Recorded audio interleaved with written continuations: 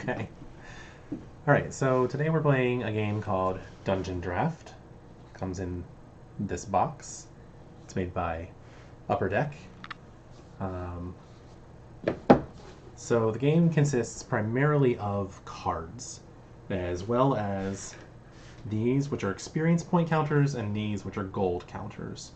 Gold is the primary currency in the game used to pay for card costs. The second way that you pay for cards is with attack, which you get from playing other cards. So there are basically 5 different types of cards in the game. For 6 different types of cards, because there's quest cards, which are technically optional according to the rule book, but they definitely, I think, help. Even with first-time players, it kind of gives you something to focus on. So I can explain the quests after I've explained the cards a little better. So these are the 4 different classes, basically, and then this is a monster type. So these cards are paid for with gold, and the gold cost is in the top corner. Sorry, these cards have sleeves, so they're a little shiny. The gold cost is in the top corner. That tells you how much gold it costs to play the card, barring any other game effects that reduce the cost. So this card is 2, this card is 2, this card is 2, this card is 8. You start off the game on your first turn with 8 gold, and then every turn you get 5 gold, plus any amount of gold on cards you have that appear on the bottom of the card here. When you play cards on your turn, they are in play for that turn. So anything that affects a card that says played this turn would affect those cards. Cards will sometimes have text written on the bottom of the card that tell you to do things. This one says, gain 2 experience for each other League of the Phoenix hero card you control. League of the Phoenix hero cards are identified by an icon on the left-hand side. So at the end of your turn, all of your cards get stacked up like so. And the only thing on cards that haven't been played this turn that count are the things on this section. So no text on the cards or will affect the game after the turn that they've been played. So one of the things that can show up is experience. That's just experience that's counted on these cards at the end of the game. There's another one that's attack. It's the red symbol with 2 axes. And at the bottom here is gold. So cards may have 1, all, or none of these symbols, depending on what the cards are. Some cards are just played for effects. Some cards are just played for experience. Some cards are played for attack. Some cards are played for gold. So this gold icon indicates at the end of your turn, when you normally get your 5 gold, you'll get this amount in addition to that 5 gold. So monster cards are a little bit different because they aren't paid for with gold. In fact, some of them can get you gold. So monster cards are paid for with attack, and the amount of attack you need is in the top left corner of the card. So if your cards that you have that you've played this turn or from previous turns have an amount of attack greater than or equal to the attack symbol on this card, then you can defeat this monster and gain its reward. The reward will either be experience, gold, both, and then additionally some cards will have text that say when you defeat this monster, do the following thing, like draw cards or play a card for free, or something along those lines.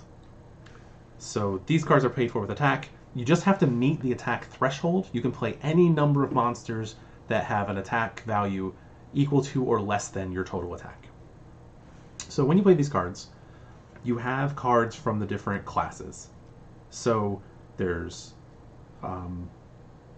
mage class, there's warrior class, there's druid class, and there's rogue class. So these cards are your quest cards.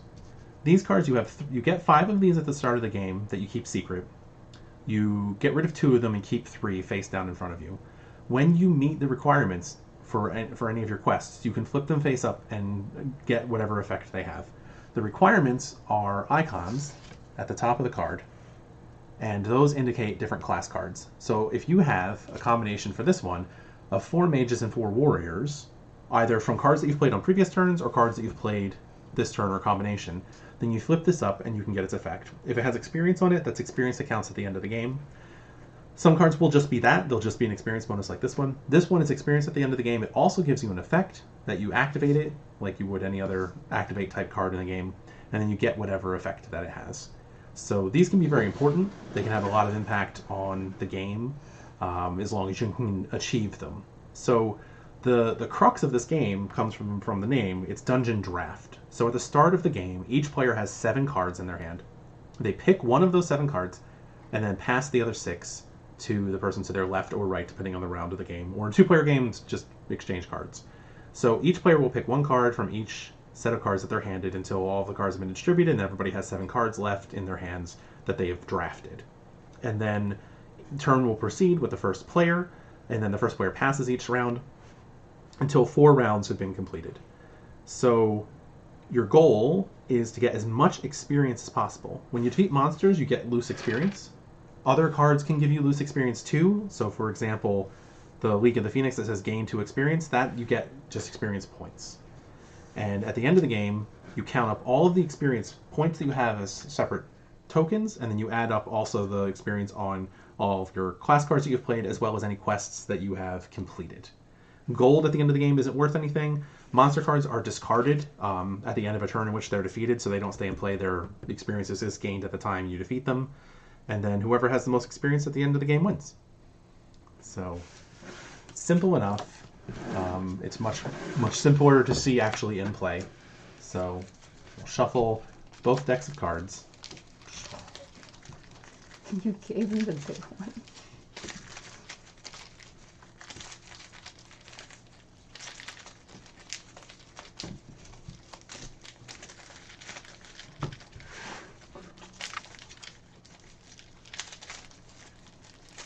Card shuffling, the most exciting thing. You could have randomized these before we started playing, but I honestly didn't really think of it. I was worried about the lights. It's a big deck. Alright, so each player is going to get 5 of these. And they're going to be kept secret from the other players. So, I should have that over here. Actually. You could show me your cards. It's okay, I don't really need to. Okay, I just meant for the experience of the viewer. You know, that's cool.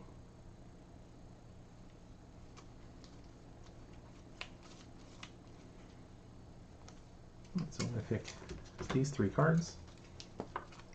So these will just stay face down in front of me until I achieve them. I can look at them at any time.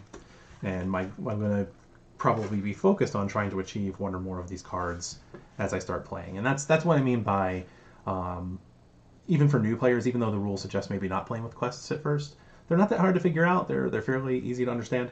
And having them means you have a little bit of a goal, so you're not just kind of grabbing cards randomly. And especially for new players, you won't really know the combos and things that you can pull off with the cards, so you'll just kind of be completely like focusless without these quest cards. So I think they're just really helpful to play with from the start. Right, so each player gets 7 cards, and then we start drafting those cards. Oh, we also should have our gold by this point. Start off with 9 gold? I can't remember if it's 8 or 9. I thought it was 9. 8. I'll take as much gold as I can. Well, yeah, it doesn't matter as long as it's the same amount. I mean, all right, so we both have gold to start with, which definitely informs our decisions about which cards we pick.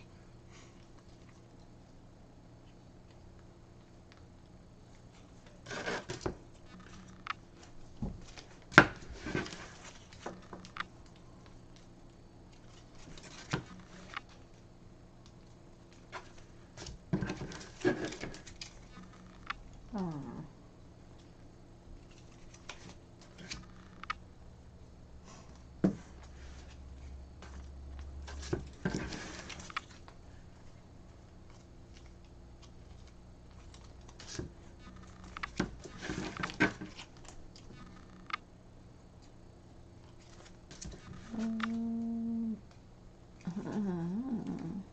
These aren't. Yeah, the first round can be really tough depending on what cards come up. Like if a lot of expensive cards come up early on, it can make for very difficult opening rounds. After each turn, you discard your hand except quest, heroes, weapons, correct? Oh, no. Right, yes. So any cards you didn't play from your hand, Well, yeah. at the end of the turn, get discarded. Yes. But if you play them, you get to keep them the whole Yeah, any cards that game. you've played stay with any cards that are any non-monster cards you play stay with you for the whole game. Monster cards are discarded at the end of the turn they're defeated in.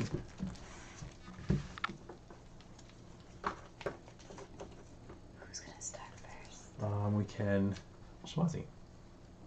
I should have taken a cough drop before we recorded. Or have a supply of them when you're recording. All right. Let's do some Schwazi to see who's going to go first.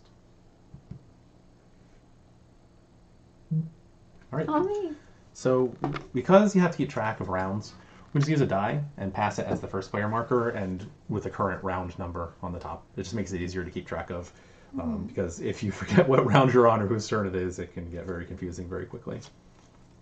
All right, hopefully I won't have regrets. I'm going to pay 6 gold to play this, which will let me play that a card that costs 3, 2, or 1 for free.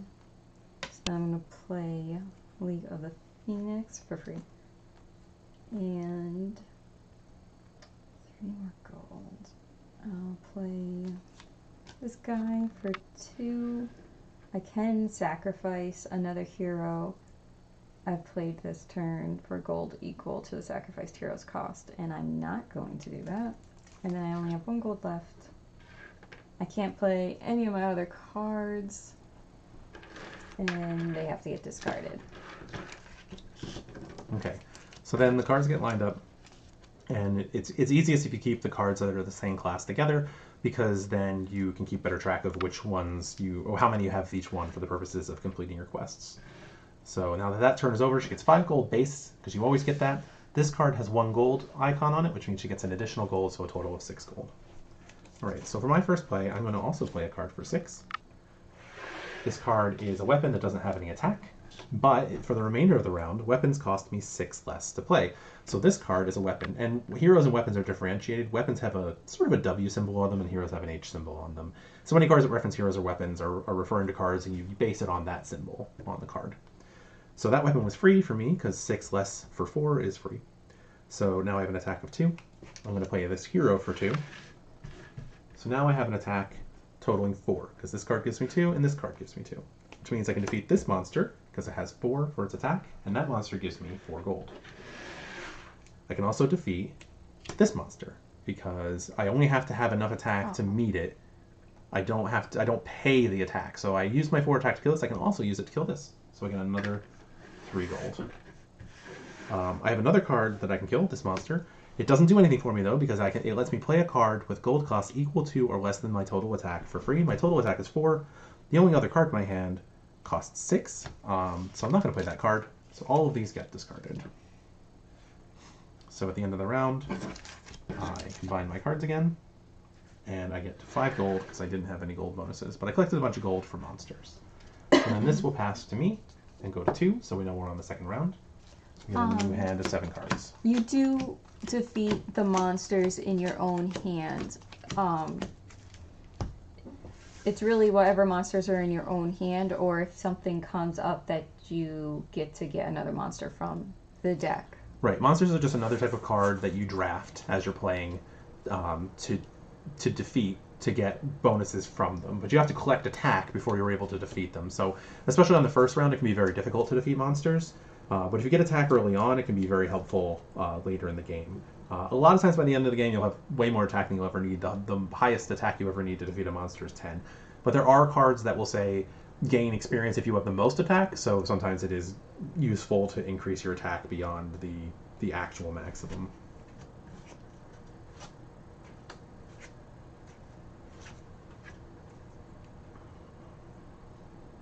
All right.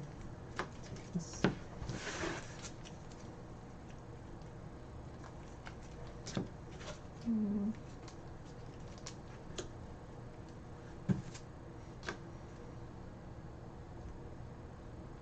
I may have taken too difficult of quests. I was actually hoping that, and I was trying really hard to concentrate on how I would play if I wasn't on camera, in hopes that you might mess up for example purposes. I don't think I've messed anything up, I just didn't have the best choices. I had some fun adventurous choices, but I did not pick those. I picked one like that. That means you have one of all the colors. Yeah. But it's not the most expensive one. I know. Because you have that one? I had. Oh, okay, you had it. But doesn't it give you 9 of everything? Yes. Yeah, it's quite the I reward, rejected but... it.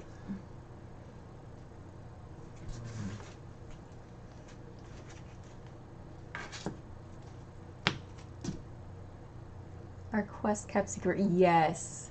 You're not supposed to let each other know what your quest is because then they could hate draft against you. Yeah. It's a little hard to do that because it's really easy to screw yourself over if you're trying to pick cards you don't want your opponent to have. I'd find a way. Yeah, it really depends on what your strategy is. Sometimes there just might not be cards that work for you, and so you may just wind up taking things that you don't really need. Alright, so I am first this time.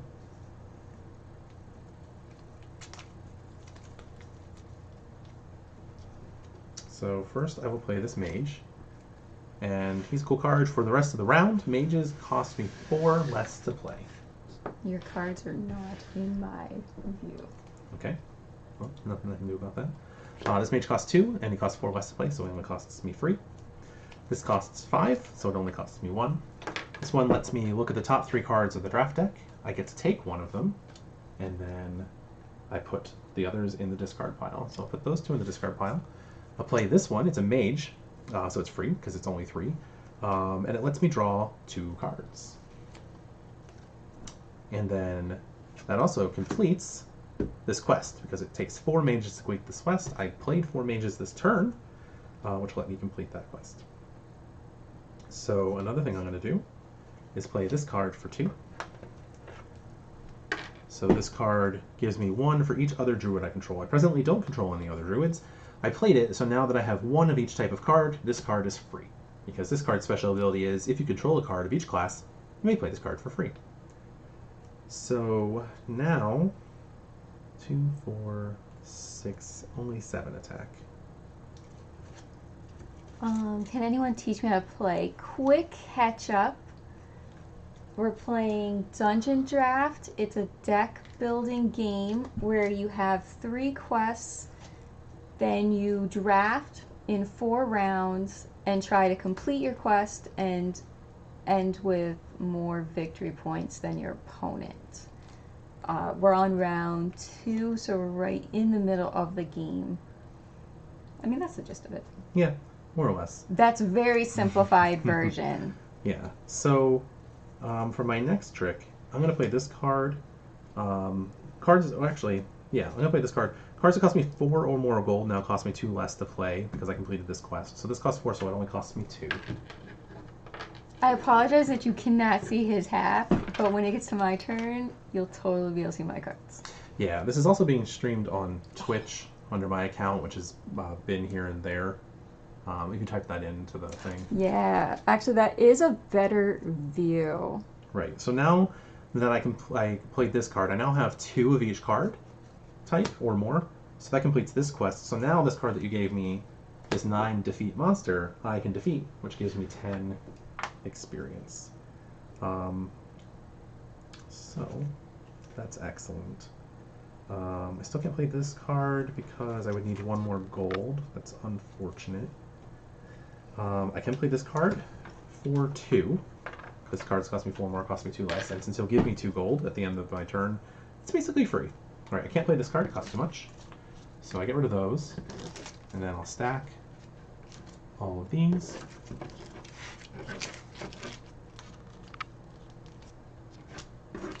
And then I check for gold symbols. I have 4 total, so I get 9 gold. Right. So now it is your turn. Okay, that's ridiculous. I mean, that's just how you play the game, right? No, yeah. Stage fright. That's what this is. Sure. So, nope, wrong order. Yeah, you only have 1 attack right now. Okay, give me a second. Let me get my bearings. Nope. Oh, how do I do this? Do you complete any of your quests easily? No. To have attack on them? No. Okay. I mean, I had to do that to defeat that 9. the Dark Lord. Oh, tricky. Okay. This is possibly a bad idea. I want to spend all my gold on this card. I don't get its ability because I don't have 2 warriors. And you also haven't played any weapons this round put this either, closer. so even if you did meet the requirement, you wouldn't have gotten anything. No, yeah. Okay, but now you have 3 attack. Which is the important part. So now I do get to kill a monster. Yep, and that one gives you 2 cards. And hopefully this somehow helps. Oh, it did not. Alrighty. Any more monsters? No. Okay, So all these cards go to the discard. So not a well thought out turn. You know, sometimes you win and sometimes you lose. Okay, so now it'll be round 3 and you'll be first player. If I win, I'm not going to win this round. I have made some fatal errors in judgment.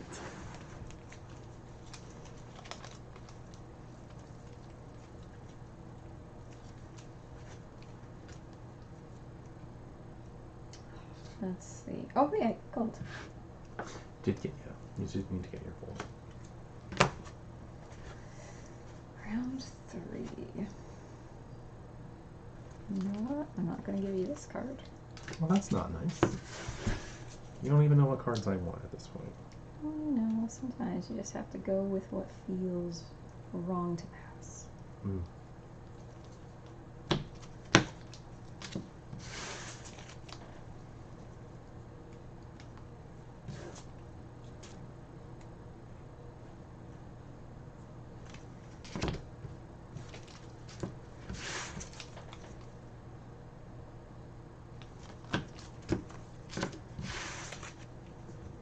Do you have to spend all your gold the first round, or would that be a gamble? Oh no, you can hold on to it. Yeah, you want to make a cost-benefit analysis of the cards because the first round is definitely the toughest round because you have the least amount of resources and things in play. So saving gold makes sense. Like, I saved gold. I could have played my last card on the first round, but it wasn't as valuable to me to do that as it was to save the gold for the next round.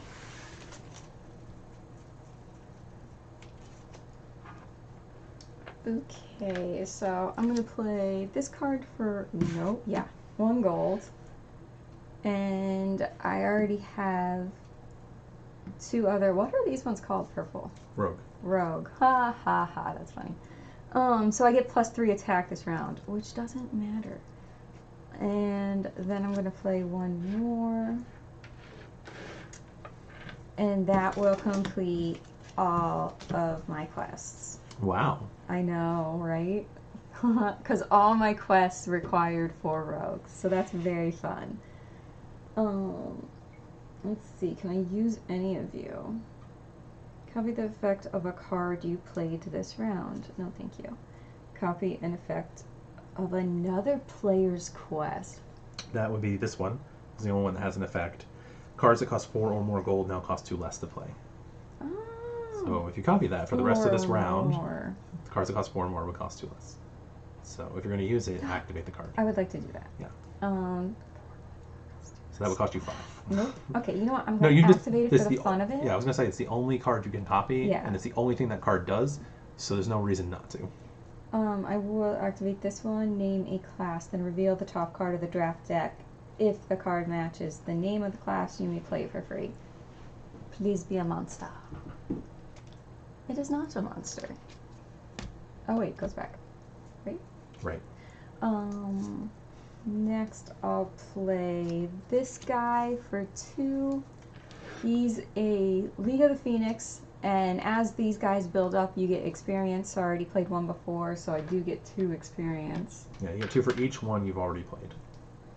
And then I will play this guy here for 2, and he has 2 attack. And I can't play my other cards. Running theme there. Okay, so before you do anything else, you can activate that card to copy this effect. Oh, And that will give you 4 experience, because you played 2 other League of the Phoenix cards this round. Hope is the best. Yeah. Alright, now that's my turn. First, I'll play the Bard's Loot for free, because again, it's the same effect that it had the last time I played the card. If you have at least one of each class, you can play it for free. So, now I can play... I'm probably not going to play that card. Yeah. So I will play this card. It costs me 3, because all cards that cost 4 or more cost me 2 less. I gain 5 experience if I control more mage cards, which I do. I will play this card for 3. And he does the same thing, but for warriors, so I gain 5 experience if I control more warriors. I do. I will play this card for 1, and he gives me 4 experience as long as I have at least one other warrior. And then, 4 gold left. I can't play those. I can play this guy. He'll cost me all 4, but since he'll give me 3, it's still cheap. And then I'll discard these. And then just place my cards in order. It's getting a little tough because there's so many. I wouldn't know. I know. A bunch of cards. You have 3 completed quests. I do. It's better than me. And you can deal out 7 cards. Alright, and you never got gold. So I get now 5, 6, 7, 12 gold. Let's hope that's enough for the final round. Maybe I'll complete my last quest. Maybe I won't. Oh, last round. Yeah, you're paying attention. Who do I want? I'll take this guy. Oh, did I take a... Yeah.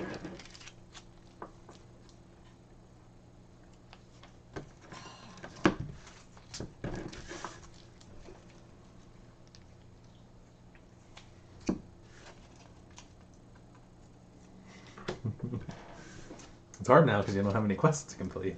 It's hard for multiple reasons. Well, you're just trying to get XP at this point. Oh, think. Yeah, since gold isn't worth anything at the end of the game, it's best on the last turn to be focused very much on getting cards with experience on them, or cards that will get you experience. But you also still need gold to play things, so it just depends on how much gold you have generating and what reductions you have on the cost of things and what cards come up. Man.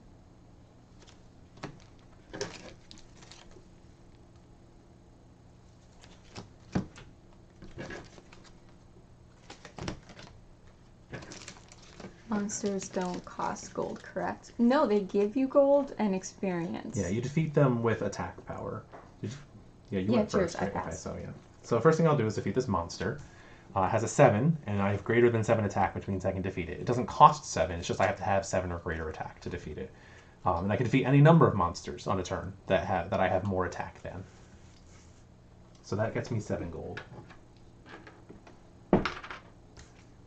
Alright, so now I have a lot of gold. One thing I want to do is play this. It'll cost me 3. It's a really cool card that sometimes comes up in a game and works where if you have 2 halves of this amulet, you get 10 experience points when you play the second half. So pretty neat card. I'll play Lord Tarin for 6. Alright, so now I have 4 Druid cards, which completes my final quest. It makes cards that cost me 3 or less gold that now cost me 1 less to play. So between my 2 quests here, cards that cost me 4 or more cost 2 less, cards that cost me 3 or less cost 1 less. So this card costs 1, so it is free. This card costs 3, so it is 2. Oops. This card costs 2, so it's 1. I think that's my first League of the Phoenix, so I don't get any experience for it. And this costs 1, so it is free. So I played out all of my cards. I had 6 gold left over. So really only needed 1 gold from that dragon, but 1 gold is 1 gold. So that's it for my final turn. It's not nice to brag. Just explaining. I get to get 2 gold, which doesn't feel as good in the last round. Then I can kill this monster and get 3 experience. which is always good. And before you play any cards, make sure you decide what you're going to copy. Because you can copy one that makes 3 or less cards cost 1 less, or one that makes 4 or more cards cost 2 less. It's like you add a bunch of ones, they'd all be free if you copy this one. But if everything costs more than 4, you can get the 2 reduction. I don't have... Wait. No, I'll do the more. Okay. That'll be fine, I hope. And you'll be able to copy one of your cards' effects this round with your other one as well. Man, that's not helpful. And if you have anything that will look at the top of the draw deck. Oh, yeah, I'll do that. Well, that one will do that. If you have another one, then... I don't. So you got to name a class. Monster. Oh, I get it. So, with a monster, I get 4 gold, which, again, last round, that doesn't matter nearly as much. Well, yeah, but maybe you'll be able to just play out your hand. 1, 2, 3. And then I can kill this one for 5 experience. All the monsters came up now. Well, I've had funny attacks since the second round. I can play this guy for... Well, you copy the one. 4. Right. Oh, Alexis. That's alright. She can't hurt that. She can't get hurt on it, so... And then I'll play this for 2. 2. That's really handy. Yep. It's been helping me out. I'll play this for 3. And this for 3. And then that's all my Perfect. cards. So it was exactly the right amount of gold because you played out your hand. Now, of course, this card was worthless because it doesn't have any experience on it. Yeah. But But you got to what? play This it. is the first so. time I played all my cards this round, so I'm so happy. So then we just count up experience between these cards, quest cards, and loose experience points that we have.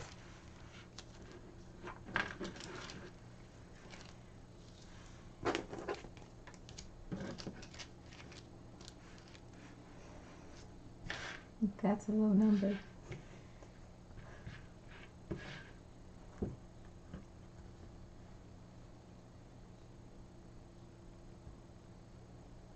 So I count 80 for me. 37. So quite a difference in score. The game can vary wildly, though. Some games will both have very high scores, both have very low scores. Scores can get over 100, but we've had games where we both had, like, in the 40s. So it really depends on the cards that come up. The deck is quite large, especially for 2 players. There are several repeat cards, but not, like, a huge number of repeat cards. So, and some cards that are unique in the deck. So every game is different. You can play with up to 4 players. You could probably stretch it to 5. There are a lot of cards in the deck, probably enough to do 5. You could also do 1 fewer round if you wanted to include more people. Yeah, that's a whole game of Dungeon Draft. I lost so badly. You did. I don't normally lose that bad. Are there expansions for the game? We wish that there were. There haven't been. Maybe if everybody goes out and buys it, they'll make an expansion for it. Oh, if you have more than 5. No, there's no expansion. So it's not even in the matter of expansions for more players. They just didn't make an expansion for this game. Yeah, I would say if you wanted to have more than 4 players, you might start considering reducing the number of rounds or reducing the number of cards in hand each round. So if you did 6 cards per player, it really we've experimented with some of the variables and really it's limited only by the number of cards. So if you divide the number of cards across the number of players, you'll be able to figure out how many you can play each round, how many players you can have. But we've experimented with 5 rounds. We've done fewer and more cards. So yeah, you can adjust as needed. Especially if you had like 6 or 7 people that wanted to play this game at the same time. You probably wouldn't want to play as many rounds because that's just a lot of people's turns to get through. So even like 3 rounds with 6 cards, you could probably get a lot of players playing, and turns would go a little faster with fewer cards. So you can just adjust that based on who's there. It's not a very expensive game either. And so in theory, if you really want to play with a whole bunch of people at once, you could just buy 2 copies and combine them. And then just make sure nobody had duplicate quests when they're playing. But otherwise, yeah, because like I said, there are repeat cards in here already. So there's no reason why you couldn't have double the number of copies of every card in there. And it would be totally fine. So, but yeah, it's a very fun game. It does say it has a limited edition promo card, which did come up. Nobody played. It's the what's it called? Jackalope. Yeah. It's just a monster that gives you 6 experience for 6 attack. Super We didn't even know what the limited edition promo card was. We had to look it up on Board Game Geek, and then it's like, oh, there it is. There's not really an indication, except it has this little numbered icon on the bottom that none of the other cards have. But otherwise, I don't think there's a version of this game without that card. So I'm not sure how limited edition promo card it is, and just another card that's part of the game. So, yeah. So, do you want to try a timeline or a Flux game? Let's play something I'm better at. How about... Ooh. I was thinking something that's within arm's reach. Oh, I guess that's fine. Oh, what do I have better luck at? Not timeline. Alright, well, let's get this put away. Oh, but timeline's so simple. Oh, Flux is simple.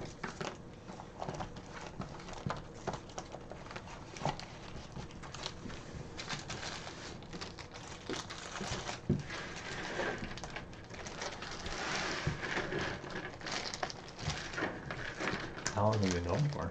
Half hour. Nice. Yeah, Dungeon Draft is very fast with 2 people. Well, normally it takes, when you're explaining it, it does feel longer. Right, of course it does. And it did take longer than it normally would take us, because there was a bit of an explanation. Do you want to explain Flux, or do you want me to explain Flux? I will, if I'm going to explain Flux, I'll give you my example of explaining Flux. So the basic rules of Flux is you draw a card and you play a card. Right, okay, so you start off with a hand of 3 cards at the beginning of the game, right? Yeah. So there are several different types of cards. So drawing a card and playing a card are the basic rules of the game. But there are different types of cards and they're played in different ways. The really cool thing about Flux is that pretty much every set of Flux has a lot of explanation on the cards, some more than others. This set doesn't have as much explanation on it, on all the cards, but on some of the versions of Flux, especially I think even the base version, the cards actually have the rules on them that explain how they're played. But basically, there are several types of cards. So keepers and goals are, well, and also let's say creepers, are the most important cards in the game. So creeper cards are generally supposed to be bad cards. However, the way to win the game is meeting the requirements of a goal. Some of the goals actually have creeper cards on them.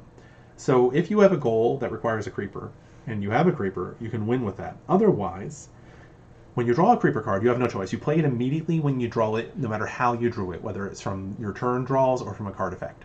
And you play it face up in front of you, and then you draw a replacement card. If you draw more than one creeper, like if you draw a creeper, play a creeper, and draw another creeper, you also get to play that creeper and have as many creepers as you draw along your turn. The creepers say you cannot win if you have this card unless the goal says otherwise. So you can't win when you have them unless there's a goal that uses the creeper. So keeper cards are generally the way that you win the game. This goal, for example, says have the tankard of ale plus the trail rations. If, at any point in time, a player has tankard of ale and trail rations in front of them, and this is the goal, they win. There's generally not a way to stop that, with one small exception. There's cards called surprise cards. They're not in every version of Flux, but surprise cards can be played, are the only card that can be played on other players' turns, and you can play them on your turn. And then there's 3 things they can do. One is called canceled plans on this card. This card says discard a goal card another player has just played, thus preventing possible victory. So that's basically the only way that you will ever stop somebody from winning with a goal that was played, is if you have this card in your hand at the time. And there's multiple surprise cards. This is the one that's pertaining to goals. It has an effect during your turn that's different from the effect you play out of turn. Also, any surprise card that's played can be countered by another surprise card. So if somebody plays a surprise and you have a surprise, you can stop their surprise with your surprise. It doesn't matter what surprise you're playing. Surprises can cancel surprise. So there are very few surprise cards, and not all sets have them. There are more creeper cards than surprise cards for sure. Actually, not every set has creeper cards. So now, the other 2 types of cards, one is called a new rule card. New rule cards actually change the rules of the game. So they actually add something or change something. There's a bunch of cards that are limit cards, so they limit the number of cards you can have in hand. They limit the number of cards you can have face up in front of you. So keeper cards, when you play them, they're played face up in front of you. So now that's your card. But if there's a keeper limit, then at the end of your turn, you have to discard the number of keepers you have down to the number of keepers of the limit. There are multiple limit cards for each type of card.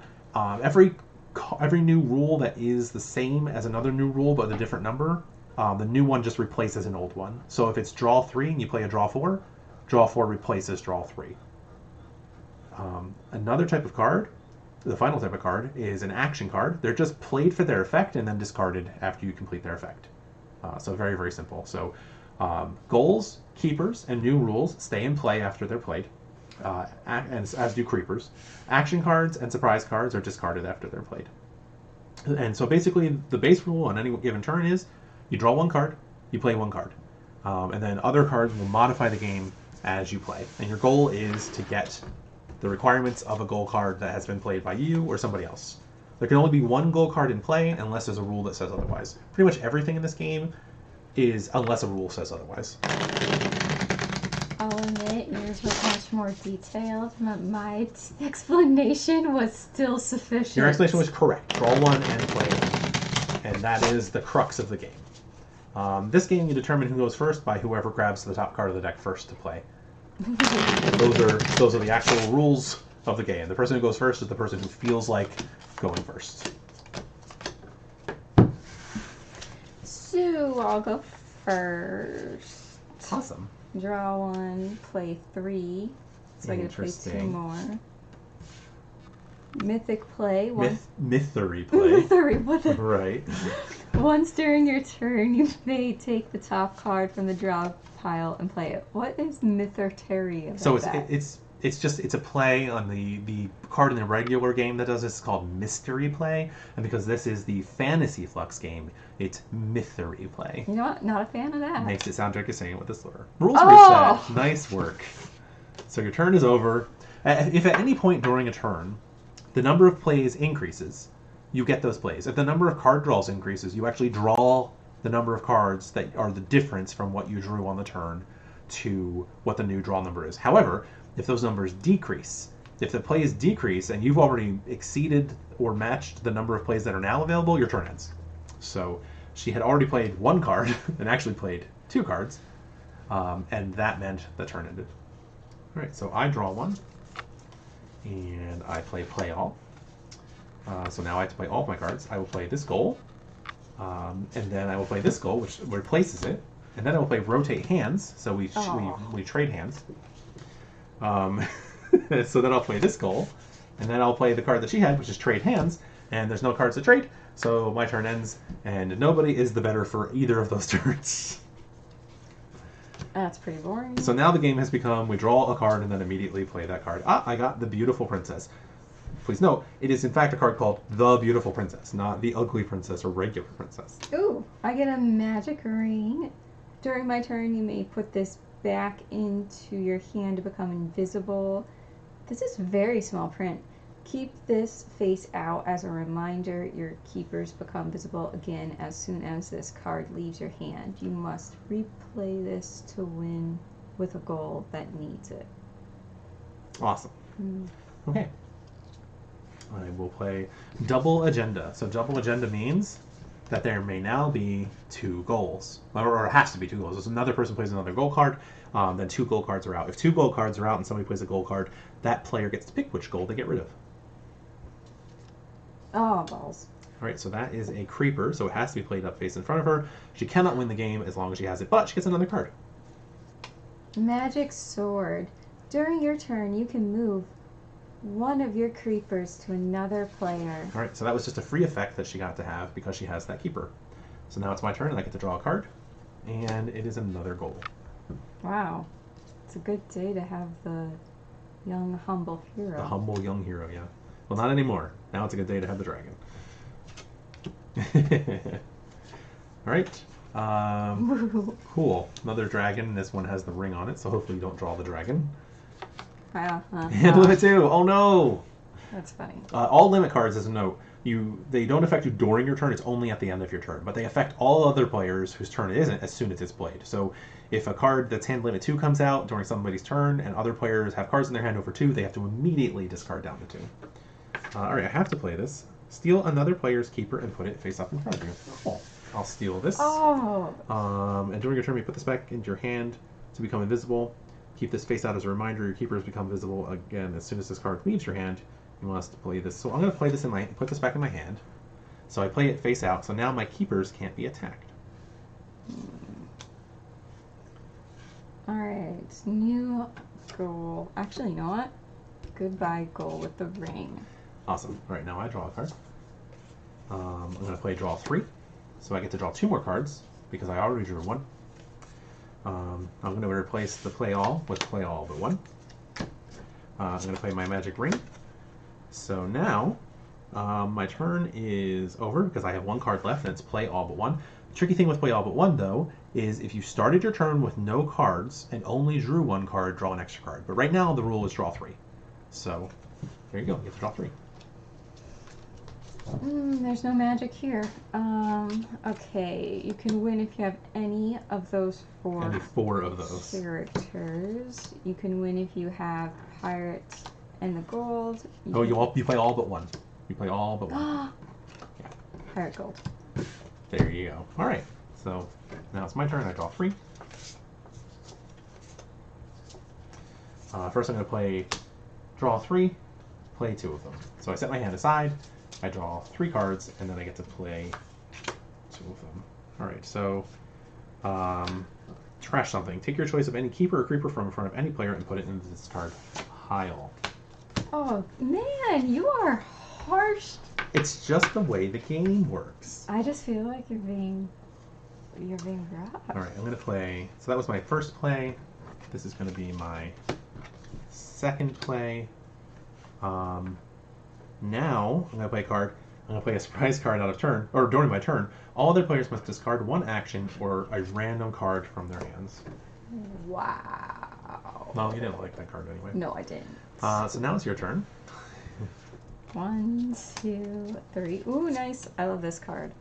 It's Gold Mill. Once during your turn, you can discard as many gold cards as you choose, then draw that many cards. There's a lot of gold cards in this game. Yeah, and a lot of times you don't want gold cards, so Gold Mill is a helpful card. So I only have 1 right now, so I'm going to discard it, and then I get a new one.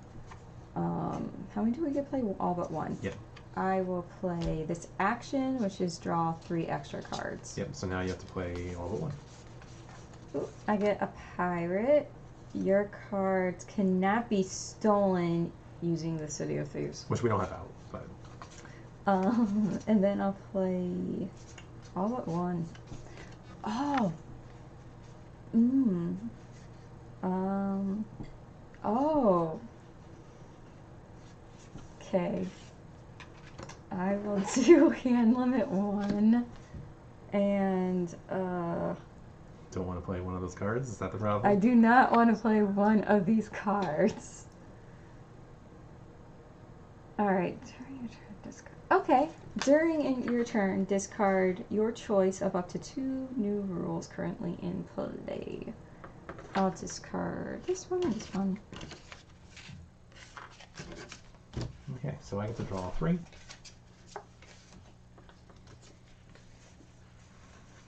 And then I have a no hand limit. I have Gold Mill, so I'll discard 2 golds, draw 2 new cards. And then I have just play 1.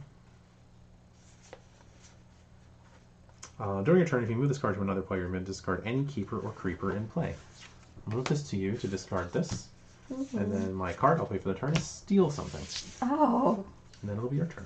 That was harsh. I just sent the dragon You're to kill. like, here, have this wonderful dragon. Just kidding. Yeah, oh. I was exactly like that, 100%. So I got the Dark Lord, which in this case is not a good thing. Not like in the last game, yeah. I killed the Dark Lord in the Sometimes last game. That was awesome. Sometimes that's fun. Okay, Gold Mill. This is a great time for that. I will discard both these. Oh, I Yeah. wanted that one. I would like to watch you cry. There might be a card that lets me get a goal out of That's discard why pile, I had to play so- my surprise card. Yeah. I will. Well, I wouldn't have won because I had that keeper. Or Yeah, creeper, but I knew you. I'd find a way around there it. was a way. I'll always find a way around it. I get to play 1. Yep, 1 card. You're the one that got rid of the play all but 1. I'm gonna do the treasure. During your turn, you may discard this to steal a keeper. It's still my turn, right? Yeah. I'm gonna take a princess because I would like princesses. Okay. Oh, the princess and the Dark Lord should be a goal. That might be. Alright, my turn. Yeah. So 1, 2, 3.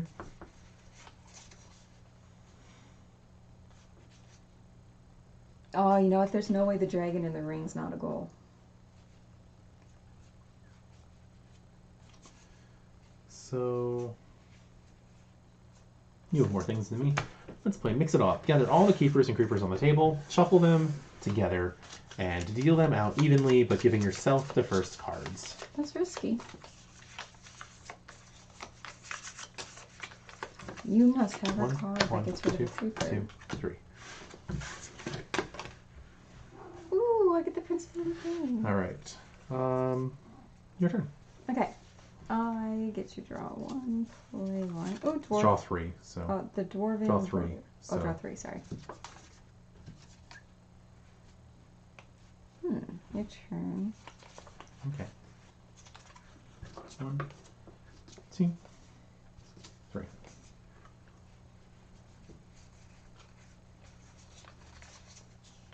I'll play the wizard. Your turn. Draw 3. I was looking at the goal. 2, 3. Goal mill. I'm going to discard 4. Alexa's being super cute behind you. 1, 2, 3, 4. Should not jump on me. I don't think she will. Oh, creeper, whoops. I have the dungeon. I can't win with this. Oh, it's normal. Wait, you can discard this card if you discard the Trove of Treasure or the Magic Ring. Yeah, so you can get rid of that anytime you want to. Yeah, I'm not going to do that right now. I only get to play 1? That's so sad. You're the one that chose that. Wow, I made a bad choice. Isn't that a surprise? 1, 2, 3. I don't care about any of those. I play this goal.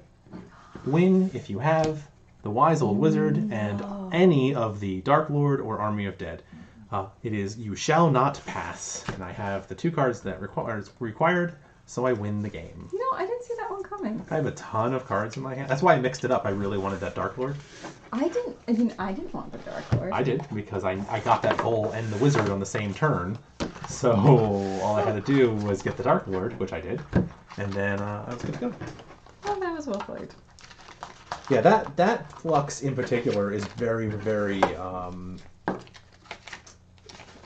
don't know how to explain it. It more so than other games of Flux, there's a lot more stealing and maneuvering of cards in that one. Do you want to play a timeline or do you want to call it quits? We can play a timeline. That got messy halfway through, though. That's what Flux is all about, honestly. Like, Flux looks so innocent, and then it gets intense. All right, these are all timeline. They're just different ones. This one is classic. This one is events, and this one is inventions. Oh, wait, let me explain how to play. Yeah, absolutely. So then you get the little cards. And they're not round for some reason, even though they're in a round tin. And they'll have something on them. Okay, don't do too many, because we... Oh, yeah. So, yeah, but then maybe I'll remember what the dates are. No. The invention of the pencil sharpener. So that's 1828. So then you have to play and you just figure out the year and it has to be before or after. So this is Cinderella or the glass slipper. No, it's not. And then it goes like there. Oh, no, it doesn't. It goes like there. And so then I would have my thing down on the timeline. Okay, now you can explain it your way, but that's how I would explain it. So a clear explanation of this game.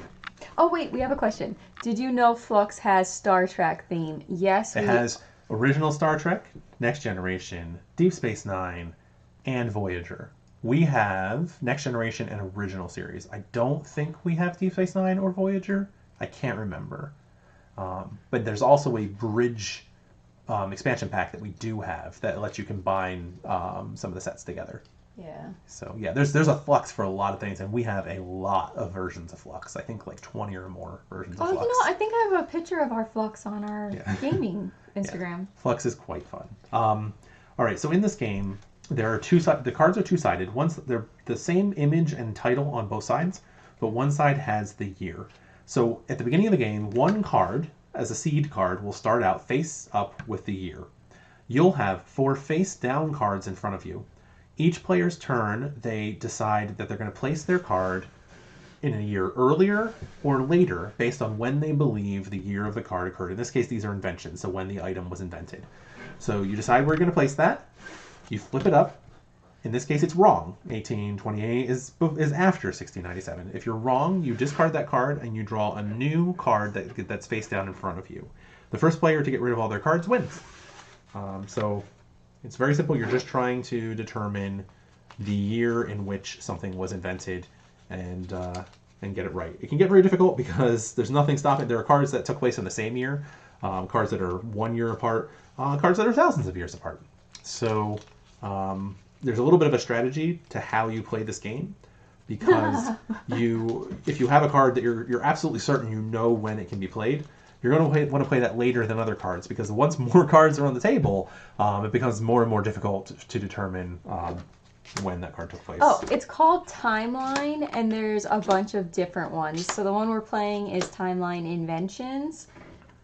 Oh, no, it's not. We are playing Timeline's Classic. Oh, okay. All right, so this might have events, inventions. There's also inventions and events. Yeah. So our seed card is Cinderella, or the Little Glass Slipper. This came out in 1697. So let's do a little bit of a schwazi to see who's going to go first. In this game, you don't win instantly when you play your last card. The other players get around to try and play a card. So if you're neck and neck the whole game, you can stay tied and then have to play a tiebreaker. All right, so I'm going to go first. So I'm going to say that Marie Curie won the Nobel Prize in Physics after Cinderella came out. And sure enough, that was in 1903. So that was correct. Okay, I'm actually really bad at this game. Alright, let's go. Creation of the NBA had to be before then. No, this is after. So this would be later than 1903. 1946. Very good. All right. I'm going to say the release of the motion picture Star Wars happened after the creation of the NBA, and sure enough, 1977 is after 1946.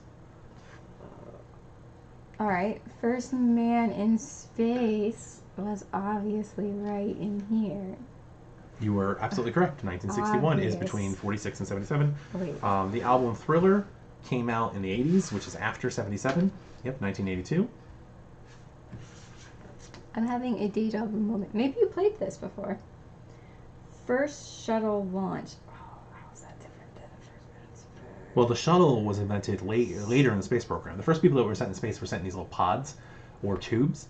Shuttles are designed to be reused. So the shuttle would fly up into space and it would land, and they could send them up again. So I'm going to say it goes right in here. 1981, exactly where it went. Very well nice done. And of course, the creation of Facebook happened much later than the release of the album Thriller. So now if you get the invention of the electric iron correct, then we have to play a tiebreaker round. Invention of the electric iron. Where in the... I'm going to say here. Okay, prior to 1903, but after 1697. And it was 1882, so exactly correct. So now we each get a card. We get cards from the bottom of the deck, so you don't get to like see what the card is going to be before you get it. Unfortunately. Oh, I almost flipped it to look. So it's my turn. Emergence of coinage, I think, definitely happened before 1697. Yep, sure enough, negative 680. It's one of those cards where, depending on the board, it can be very, very obvious. 20,000 leagues under the sea. Ooh, that might be a little tricky.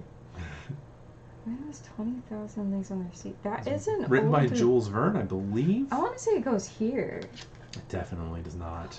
I wasn't sure if it was before or after 82. Really? I did not think it was that I always just reference by the fact that they mention Jules Verne's in Back to the Future 3 a lot. I know you say that. And that took place in but I never know 1885. Because it's 100 years before the first movie in 1985. But I never know. Every single time you say that, I think I even say, wait, what do you mean? So anyway, so that's it. I got rid of all my cards. You technically had to draw another card, so you had one card. And that was it. Yeah, it's a very, very simple game. We first played it at a Comic-Con in a game room where we just picked it up because it was a small game. It looked pretty easy to play, and we played it. The game originally came in different boxes. These tins came later, so you may have seen Timeline in different containers than this in the past.